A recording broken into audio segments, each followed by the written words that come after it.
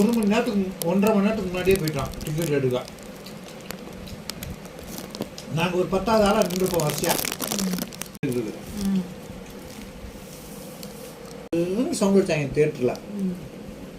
அப்படியே எங்களை தூக்கி எல்லாரும் அடுத்த கேட்டில் கொண்டே போட்டாங்க. சார் டிக்கெட் எடுக்க நின்று எல்லாரும் பாத்ரூம் சந்துக்குள்ள கொண்டே இப்போ தள்ளிட்டாங்க.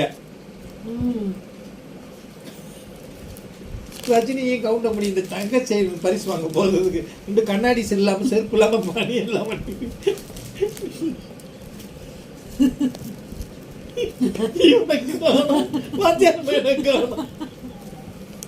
கூட்டத்தை எங்கே தள்ளி விட்டுட்டேன்.